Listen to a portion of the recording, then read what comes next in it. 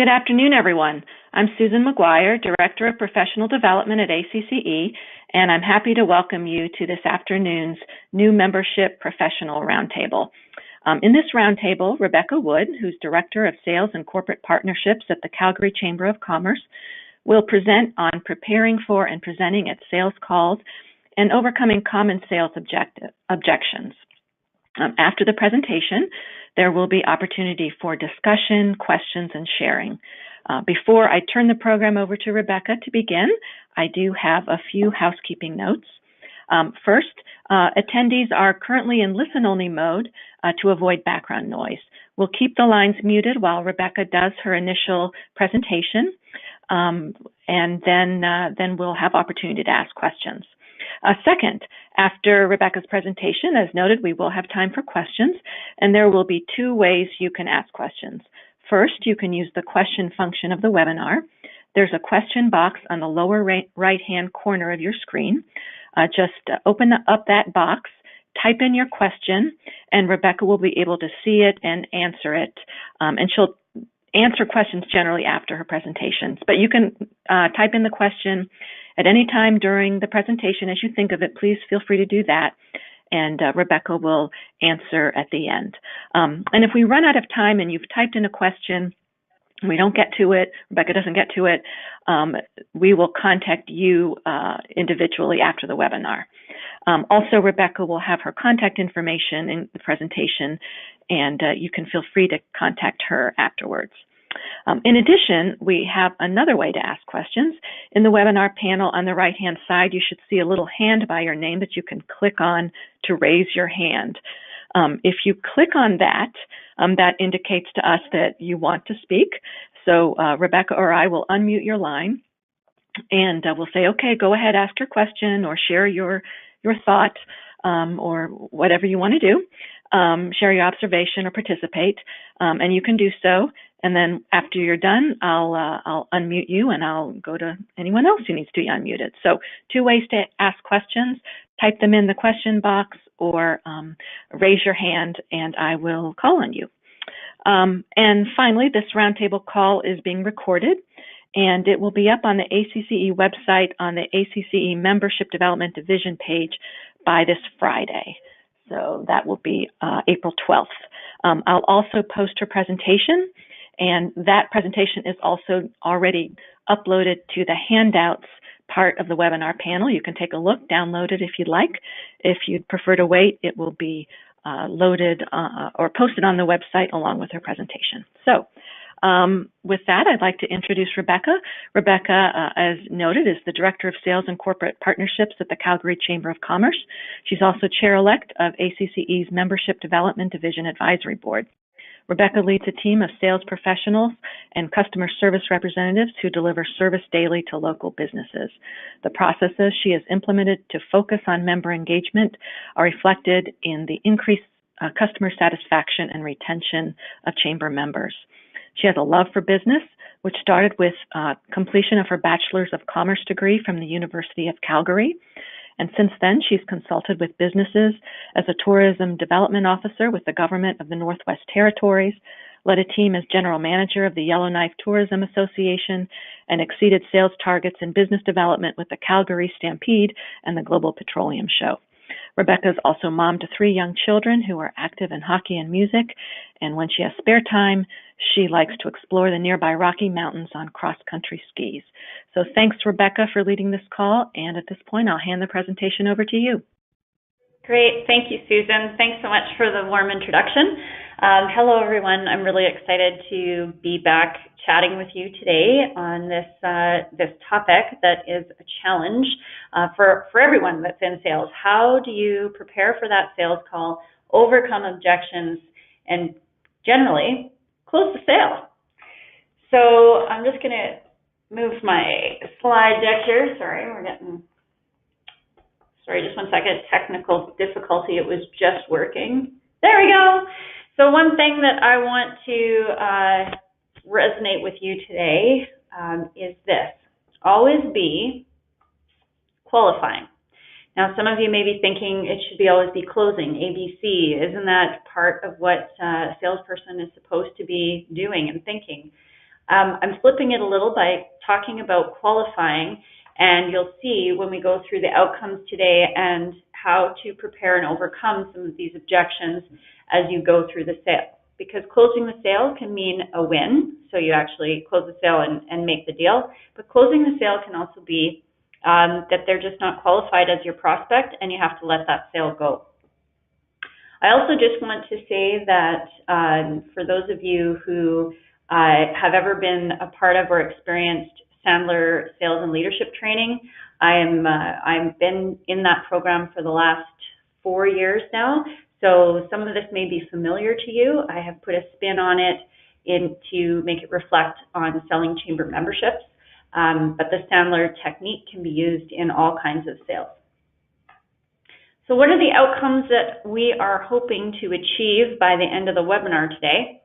Well, I would hope that you would be able to understand what questions you should be asking in order to close that sale. Either way, help you understand why identifying the problem with the prospect and that what they're trying to solve is actually the critical piece in closing the sale. So it's their why. And also why you should really keep going for the no in order to get to the yes. So the biggest question here, why won't your prospect buy the membership? So do any of these things sound familiar? Well, the events you produce aren't really aligned with my target market, and I don't really have time to attend all your events. Or the policy work doesn't really matter to me, it doesn't apply to me, but you're just going to do it anyways, even if I don't join. Well, I'm going to take you through some of the 7 common objections about why your prospect won't buy the membership and provide you the questions that you can ask that will help you close that sale. Objection number 1. I'm not sure our company really needs it. As in, I don't really need a membership. So what's the error here? What have we run into when we hear this from our prospect? Maybe you as the salesperson have already presented the solution. Hey, just buy the membership. But you haven't truly understood what the problem is. So as you're preparing for your sales call and you're in your sales call, some of the questions that you can ask your prospect to help uncover what problem it is that they are experiencing are, right off the top, hey, why did you agree to meet with me today? Why are we having this conversation? Why did they call in? Why did they invite you to connect? Asking what are some of the current challenges that your business is dealing with? Flat out. You'd be surprised how many people miss that because they're so excited to share everything that the chamber can solve in business. Asking your prospect, what are they currently doing to solve the problems that they've just identified? For example, sometimes I hear when people are having a sales problem and they need to do some more business development through the chamber, they've spent some money on marketing and advertising. So how much money have they solved? And then, how much money have they spent to solve that problem? And is it working?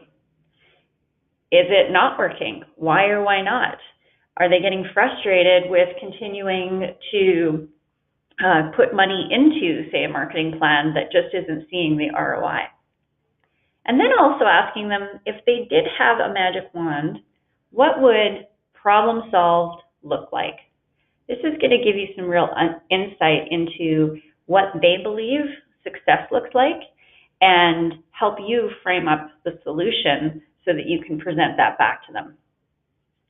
Now, if you've gone through all of these questions and really everything seems to be going just great with the business and you haven't been able to uncover anything, try going for the no.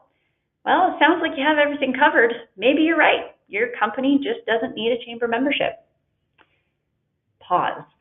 Let them argue back out of it. It could be, yeah, you're right, and they go for the no. It could be, now they're arguing back to you why they do need that membership. Objection number 2. We really want to join, just not right now. So what is your challenge here as the salesperson? Well, you are battling the status quo, basically to do nothing and just not join the chamber. And just so you're aware, a yes in 3 months from now is still a no. It may not be that they want to tell you that they don't want the membership. It may be your challenge is you haven't uncovered any kind of sense of urgency to get this problem solved. So some of the questions that you can ask your prospect to help uncover this sense of urgency is just asking, what would happen if you don't join the chamber? Let them tell you. Maybe they aren't going to be able to meet that next prospect or client for their own business. Maybe they're not going to feel like they have a voice within the business community. You could also bring in from objection number 1, how much they are actually spending on resolving that problem again on a monthly basis, and ask how long are they willing to continue to spend this money before actually fixing the problem. Get them to add that up and then ask how does that outcome make them feel. So staying with the status quo still costs them money. Some of the other things that my team likes to work collaboratively on with our events team is to also ensure that we have strategically placed member welcome receptions or networking events so that we can include a call to action to attend one of these events to create that sense of urgency. I do realize that some prospects like to experience the chamber before they buy. However, they don't have to experience it for free. You can still do things like offer them a member rate on that particular experience. Objection number 3. We're already members of BNI or our own industry association. So basically, why do we need another membership? What is your challenge here as the salesperson? Well, this is also battling the status quo. They have a membership or they're already very active in another group, and that group can maybe provide some similar outcomes to the chamber membership. So some of the questions that you can ask your prospect to help get to the bottom of this is find out a little bit more about these other memberships. So asking, how long have you been a member of BNI or that industry association? How is it working for you? Who engages or participates in that association from your company? And how do they participate? It could be a broader engagement. Maybe the CEO is part of one industry association, but their executive team doesn't get to attend and they're looking for something for their own professional development. Also asking them, what do they really love about their membership with that association or with their networking group? This will give you some tips and hints as to what is actually working and that the chamber could maybe address in a positive fashion. It also may start the conversation of what they really don't like about the association. The final question that you could ask would be, well, what does that association do really, really well that helps you solve the problem that you've already talked about when you were dealing with objection number 1? And let them answer that, because it may be that that membership or in that other organization is not actually solving that problem. And that's where the chamber can step in. So you want to really outline the reasons that they love or don't love what they're currently doing, and make sure that they truly have it covered and that there is no gaps. And if there isn't, hey, you've got your no and can close out that prospect and move on to the next. Objection number 4. We are just so busy and don't have any time to participate. Call us in 3 months. So what could be possibly the salesperson's challenge here? Well, the moment has passed. There's been a delay in time. Perhaps you haven't circled back as quickly or followed up as quickly. You did have their interest at one point, but they just want to push off that decision to a later date. So how can you get around this? Some of the questions that you can ask are, well, do you have any time to meet me first thing tomorrow morning or end of day tomorrow? So if they're super, super busy in their day-to-day, try getting in front of them either before they start their day for breakfast or coffee, or just at the end of the day as they're leaving. It's important to be able to have that conversation, either on the phone or in person, to really get to the bottom of it. Some of the things I also say is, typically in my experience, when people say that they want me to call them in 3 months, they're actually just saying no, they don't want to join. Letting them know that you are okay with that. I'm okay with hearing the no. So wait for that response. And if it truly is a no, the other thing I follow up with is say, so just to confirm, you aren't interested in ever joining the chamber. That's kind of a ultimatum, I guess, in terms of a statement, because you're saying you aren't going to be interested in ever doing that. So basically, I can close the book, move on, and I won't have to bother you again. Again, let that sit, because they'll either argue it back or they'll say, yep, that's right. And okay, great, you've gone for the no, move on. But if it's a yes, we do really want to join. Circle back to those initial reasons that they took your call or reached out to you in the first place. So maybe, for example, they had originally wanted to join to make connections, but that problem is solved. They're so busy now, they've got lots of sales. Is there any other problem that they are looking to fix at that moment? And hey, if they're really busy, maybe they need staff. Maybe you have a labor committee or something that they could participate in to attract new talent to the area. There's always something. But if it is a no, don't keep it on your prospect list. It's okay. You can move on. All right, objection number 5. We don't have the budget to participate. Okay, so what is the salesperson's challenge here? Well, uncovering the budget should be something discussed very early on in the sales meeting. And why? Well, if there's no budget, then why are you even meeting? All you have to give is your time, and your time costs money.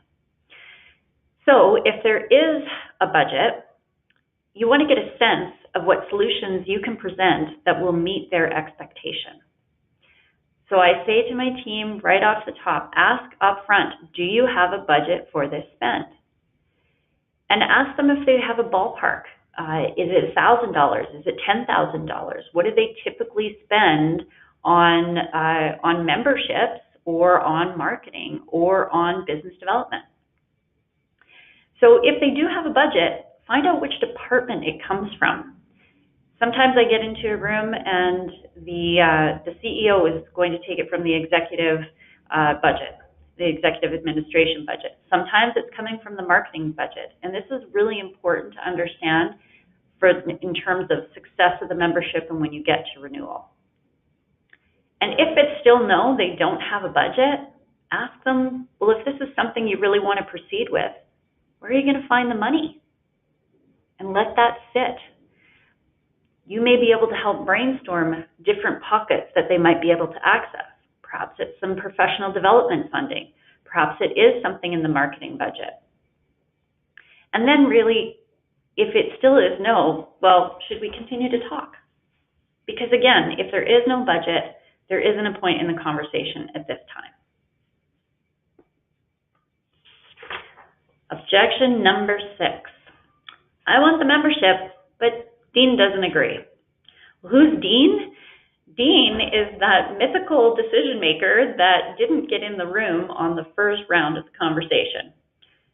So what is the salesperson's challenge here? Make sure that you have all the decision makers in your sales meeting.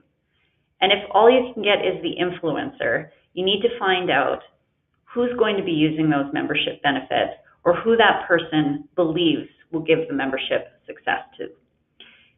So having all the decision makers in the room is really important so you can avoid this objection of getting to the end of the sale where you've got one person really, really excited about it, but they're not the ones that can actually write the check. So you want to ask these questions before getting to that meeting. Who has to approve the purchase of the membership in your organization? Who potentially could stop this decision or even reverse it? And who may be also interested in using the membership if they knew about it? You need to respectfully request that the meeting includes those people because they're all part of the decision process. And you can risk losing the sale or having a really tough time in the post-sale to include those decision makers and bring them back on board. And they may stand in your way of renewal. You don't always know what's happening behind the closed doors within the company. And I've been in that position where one person has made the decision and handed it off to other people within the organization to activate on the membership, and they couldn't cancel fast enough at the end of that first year. So go for the no. I mean, if they won't let you have all those decision makers in the room, then what are the chances that they're going to be successful in getting all the players on the same page without you there to agree to the membership?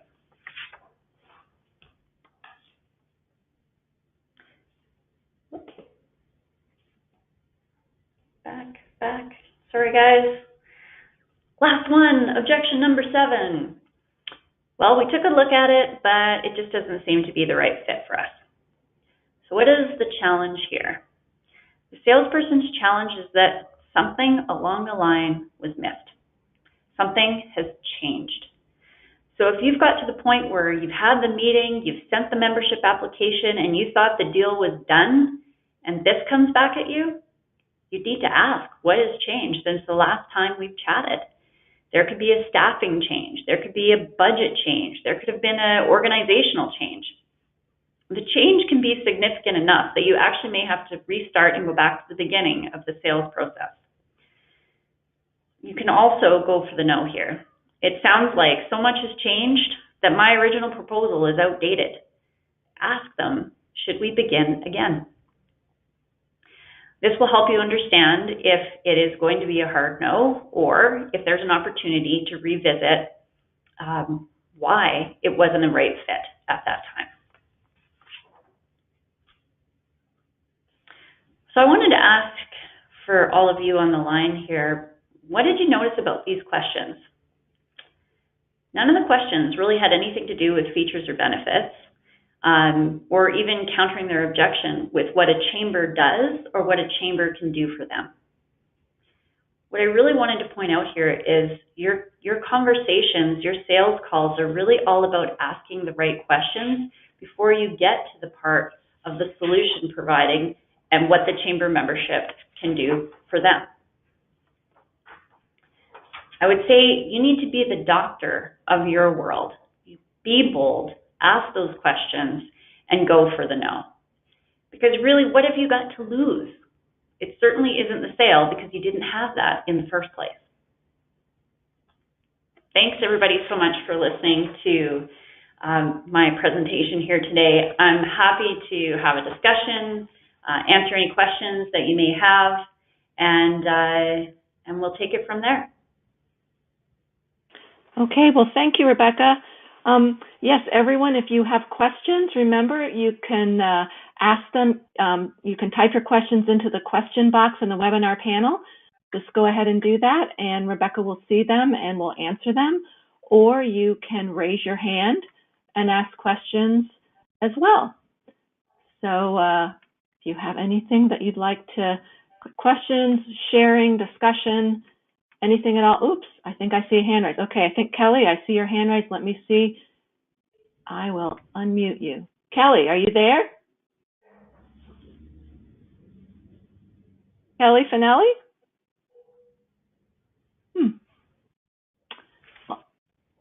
I did unmute Kelly. So you hear me? Here. We'll give her a minute. We'll give her a minute to check her phone too. There is one written question that I can answer right now. Is what was the objection number 1? And that was, I'm not really sure our company needs it. So that's basically saying, I don't even know if we need a membership. I don't know if this is really the right thing for me. And so instead of, I think that the challenge here is you want to start sharing all the wonderful things that a chamber membership can do or how other people have used it and activated on it.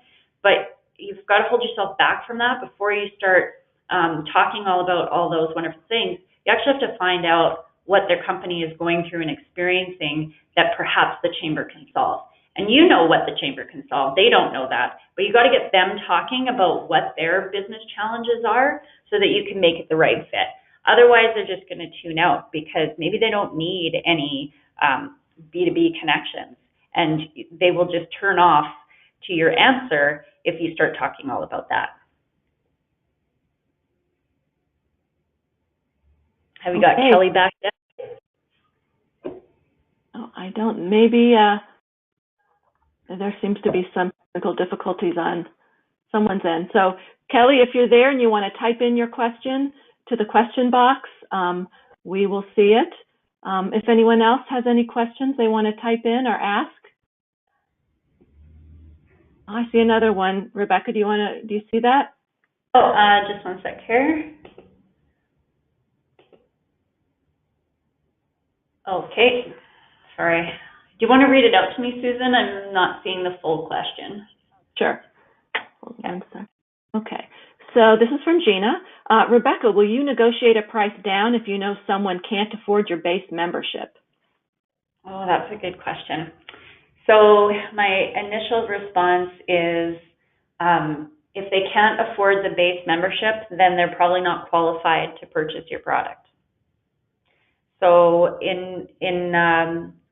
we made a conscious decision as a chamber not to support like startups because they need all the cash that they can get. So my team doesn't go and prospect startups. And we all know that there's the initial membership fee to join, and then you're going to be paying to go to events and paying to network, and we can all see that return on investment. But someone who can't even afford that initial base, maybe they're not established enough, or they're not right enough. Now, if you've got, or they're not your prospect, if you've got a program that supports that, then maybe there's a different opportunity for them or a pay-as-you-go option. But to me, you're just trying to close that one sale, and if that even happens, like the likelihood of renewal is probably slim to none. I got another question here. I work in a small city and often go directly to the business and ask for someone. How do you typically ask someone to meet up? Okay, so that's fantastic. So you go right to the business. So your purpose there in prospecting and walking in the door is really to just get that first meeting, right? So I don't know how successful you are in finding that right person on the spot if they're actually there. But I think if you went in and just asked that you wanted to have a chat initially about the chamber and about what the chamber is, some of the hooks you can use are, I was going through our roster and I can't believe that no one's ever asked you to join the chamber, just to get that started. But really, what you want to do in that first spot, because they're not expecting you, is to really just set up that time in that meeting. This lovely objection. Yes, Kelly, I'll just attend events as a non-member. My favorite. Overcoming that objection. So we've actually put some things in place where we've increased the price for non-members to attend, and we've also created some events that are exclusive to members. The other thing that we've done is for a sponsorship, you have to be a member in order to sponsor. It's just included.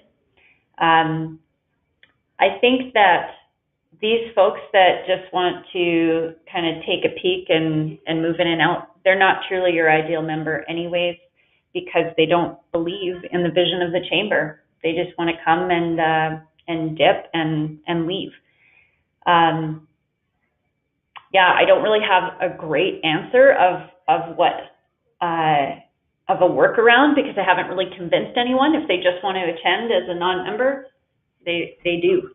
Like our chamber permits it. I even have some of the larger companies in our city that have a policy that they don't purchase memberships, or they also have a policy that they don't sponsor particular things. And so it is frustrating, because you want them at the table and you want to have those conversations, but it's not for everybody.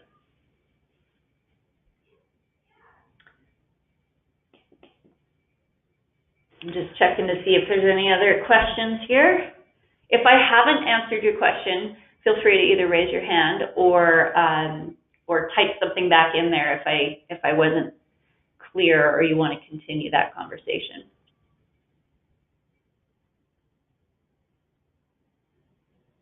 How can you better reach corporate? They seem elusive. Yes, they are. So we go in a couple of different doors with corporate and through a couple of different ways. Things that I've seen work in the past is asking for introductions. So if you have someone who is in the corporate world that is already a member of the chamber, ask them for an introduction to their counterpart or colleague at a similar, or the prospect that you're looking to get, because the introduction is a lot less scary than a referral, because you can take it from there and do your call from that. The other thing we've used is LinkedIn, and LinkedIn Sales Navigator is another tool we've invested in to broaden that conversation. So trying to get a degree away from somebody to find out who the right person is to talk to.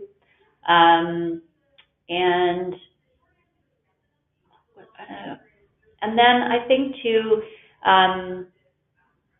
other strategies that I've used is attending events that corporate is present at. Like even last night, I went to a consulting agency's networking event, and all the large corporate, it was actually a women's event, so women's professionals were there, and I got to meet like the right contact I needed to in this large agricultural company. So putting yourself out there and being where they're going to be. And they may not be the right person to talk to, but if you make the connection, they'll be able to introduce you to that right person. Another question here, how do you handle big box retail and or e-commerce like Amazon for membership? So somebody told me once that in the States, Walmart has each Walmart store has a budget allocated for membership. We don't have Walmart as a customer for the chamber and haven't been involved. I found the big box ones drift away. They're more B2C and they don't get the B2B conversation. We've recently started to re-engage with some of our larger food chains, which has been good. Amazon has a distribution center here, and we've been working to get them on board for a long time. And they're not over the fence just yet. I think with those big corporates or those big box retail, they get a lot of asks for donations and promos, and so maybe it's even just addressing that right up front, or asking the question, why haven't you joined the chamber, and go in with that instead of the attitude of I want you to join the chamber. Do you have any more tips on establishing urgency to sign up? I find that focusing on the money side and having them answer the questions of what will happen if you don't join the chamber, or what will happen if you continue to, I'll use the example of networking. So if they're going to meetups and they're not meeting their ideal prospect, or they're not connecting with the businesses that they need to connect to, so they could continue to do that, and how much time are they wasting and how much money are they spending to do that, like doing the same thing over and over again with the same result. So it's getting them to answer those questions so that they can't argue with their own data. If they say it, if you say it, well, it's not as strong as if they say it. So I think it's asking those questions. And if there isn't a sense of urgency, like, 'cause you need to go back and dig to the problem. Maybe the problem really isn't that urgent, and you need to move on and let that prospect go. Contact info for future questions. Yeah, you bet. I don't think I put it on the slide deck, but I can provide it to Susan. Just make a change on the deck, and happy to share that with everybody. Okay. Any other questions? There's a few other typed in. Rebecca, do you want me to read them? Okay, sure. Okay, this is a comment and suggestion from Gina. She says, I find that the application process is tedious, or it is a question. Do you think it's necessary for the customer to fill out? We find that at our chamber, it moves the process along quicker without it. That's cool, because we still have application forms, and we do the majority of our application forms, if not all, online now. Actually, that's one of my projects, is to have a look at how we can streamline that, because we just changed to a new CRM, and it has more capacity to be able to take payments on demand and collect the right data.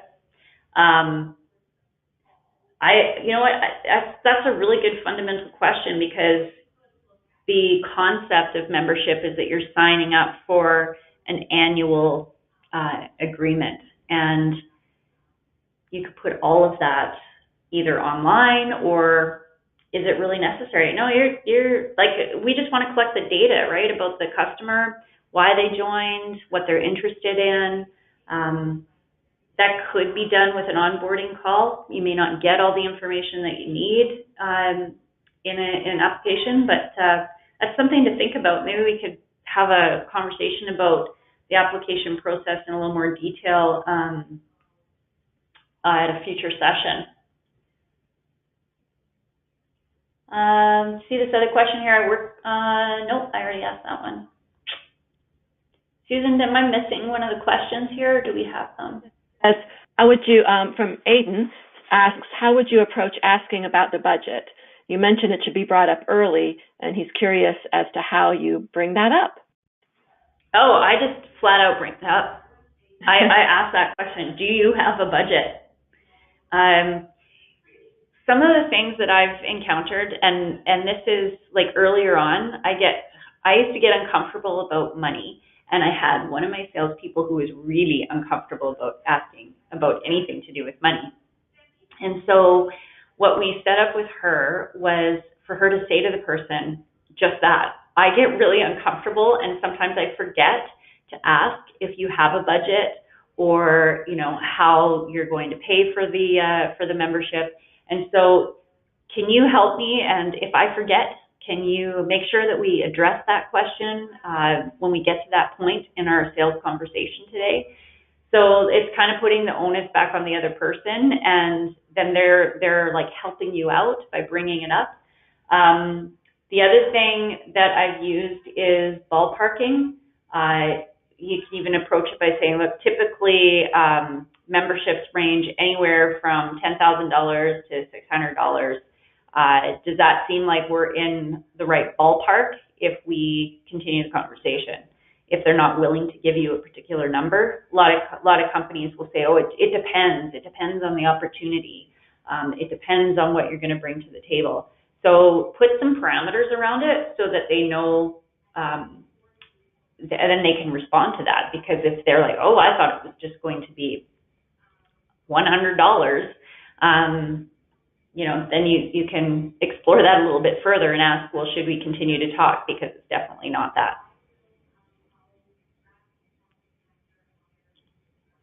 Here's another question. How do you overcome, my friend was a member and he said it wasn't worth the investment. How do you handle that? Well, tell me that story. What happened? Get them talking. Because you have to uncover what that is. And maybe it wasn't worth the investment for the other member because something happened at an event, or their expectations weren't met. I think you just need to address that up front, find out what happened. And then depending on what the situation is, you've got to continue to explore it. When I first started here at our chamber, we had gone through a massive change. We had sold our building. Members were dropping left, right, and center, and I had to address those conversations like almost every day.